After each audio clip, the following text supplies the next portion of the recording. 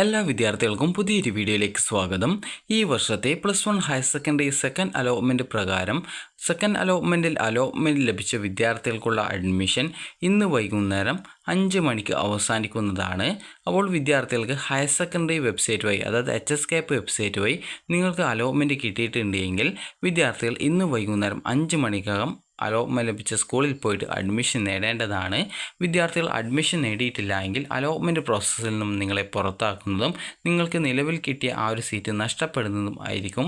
അതുകൊണ്ട് തന്നെ വിദ്യാർത്ഥികൾക്ക് അലോട്ട്മെൻറ്റ് കിട്ടിയിട്ടുണ്ടെങ്കിൽ ഇന്ന് വൈകുന്നേരം 5 മണിക്കുള്ളിൽ പോയിട്ട് അഡ്മിഷൻ നേടുക. രാവിലെ തന്നെ പോയിട്ട് അഡ്മിഷൻ നേടുന്നതായിരിക്കും കൂടുതൽ നല്ലത്.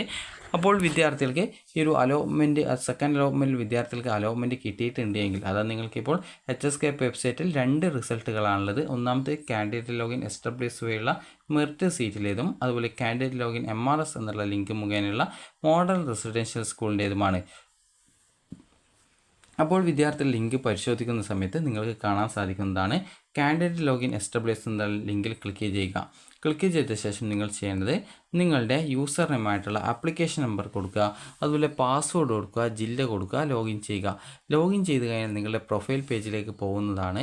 അവിടെ നിങ്ങൾക്ക് congratulations you have got allotment എന്ന് പറഞ്ഞുകൊണ്ട് കാണാൻ പറ്റും. അതല്ലെങ്കിൽ congratulations you have got higher option എന്ന് പറഞ്ഞുകൊണ്ട് കാണാൻ പറ്റും. അപ്പോൾ കൺഗ്രാജുലേഷൻസ് എന്ന് പറഞ്ഞുകൊണ്ട് കൊടുത്തിട്ടുണ്ടെങ്കിൽ നിങ്ങൾക്ക് അവിടെ അലോട്ട്മെൻറ്റ് കിട്ടിയിട്ടുണ്ട് എന്ന് മനസ്സിലാക്കാവുന്നതാണ്. അലോട്ട്മെൻറ്റ് കിട്ടിയിട്ടുണ്ടെങ്കിൽ വിദ്യാർത്ഥികൾ നിർബന്ധമായിട്ടും ഇന്ന് വൈകുന്നേരം 5 മണിക്കുള്ളിൽ അഡ്മിഷൻ നേടേണ്ടതാണ്. അഡ്മിഷൻ നേടിയിട്ടില്ല എങ്കിൽ അലോട്ട്മെൻറ്റ് പ്രോസസ്സിൽ നിന്നും നിങ്ങളെ പുറത്താക്കുന്നത് ആയിരിക്കും. അതുപോലെ തന്നെ വിദ്യാർത്ഥികൾ അടുത്തതായിട്ട് ശ്രദ്ധിക്കേണ്ടത്, നിങ്ങൾക്ക് sorry you have no allotment ആണ് കാണുന്നതെങ്കിൽ ഇപ്പോൾ അലോട്ട്മെൻറ്റ് കിട്ടിയിട്ടില്ല എന്ന് മനസ്സിലാക്കാം. അതുപോലെ ചില വിദ്യാർത്ഥികൾക്ക് no change in your option എന്ന് പറഞ്ഞുകൊണ്ട് no change in your allotted option എന്ന് പറഞ്ഞുകൊണ്ട് കാണാൻ പറ്റും. അതായത് നിങ്ങൾക്ക് അലോട്ട്മെൻറ്റ് ഈ ഒരു സെക്കൻഡ് അലോട്ട്മെൻറ്റ് കിട്ടിയിട്ടില്ല എന്നാണ് മനസ്സിലാക്കേണ്ടത്.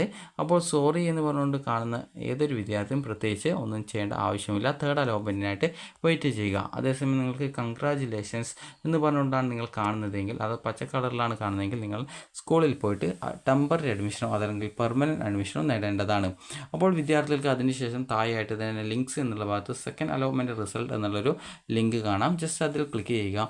അതിൽ ക്ലിക്ക് ചെയ്ത ശേഷം പിന്നീട് പോകുന്ന പേജിൽ നിങ്ങൾക്ക് ഇതുപോലെയാണ് കാണാൻ പറ്റുക. ജസ്റ്റ് നിങ്ങൾക്ക് കാണിച്ചു തരാം.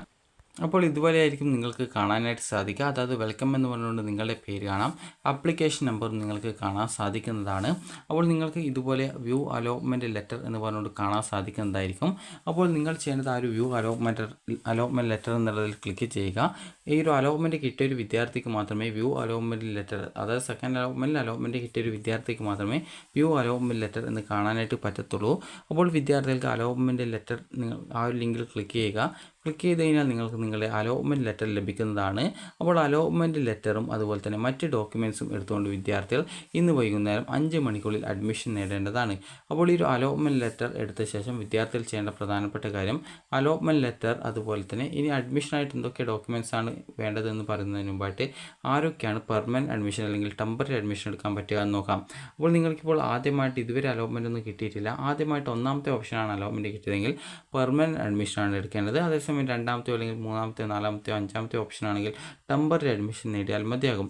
ഇനിയിപ്പോൾ വിദ്യാർത്ഥികൾക്ക് ഫസ്റ്റ് അലോട്ട്മെൻറ്റ് കിട്ടിയിട്ടുണ്ട്, സെക്കൻഡ് അലോട്ട്മെൻറ്റ് കിട്ടിയിട്ടുണ്ട്. അതായത് നിങ്ങൾക്ക് സെക്കൻഡ് അലോട്ട്മെൻറ്റ് ഈ ഒരു റിസൾട്ട് നോക്കിയ സമയത്ത് congratulations you have got allotment in higher option എന്നാണ് കാണുന്നതെങ്കിൽ സെക്കൻഡ് അലോട്ട്മെൻറ്റിൽ മറ്റൊരു ഓപ്ഷനിലേക്ക് കിട്ടിയെന്ന് മനസ്സിലാക്കാം.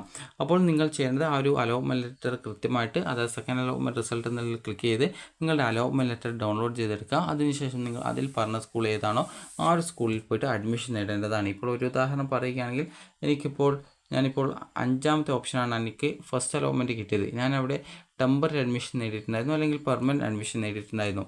എനിക്ക് അലോട്ട്മെൻറ്റ് വന്ന സമയത്ത് no change in your allotment എന്ന് പറഞ്ഞുകൊണ്ടാണ്, അത് no change in your allotted option എന്ന് പറഞ്ഞുകൊണ്ടാണ് കാണാൻ പറ്റിയത്. അത് നോ ചേഞ്ച് എന്ന് പറഞ്ഞതുകൊണ്ട് തന്നെ ചേഞ്ച് ഒന്നും വന്നിട്ടില്ല എന്നാണ് അതിൻ്റെ അർത്ഥം.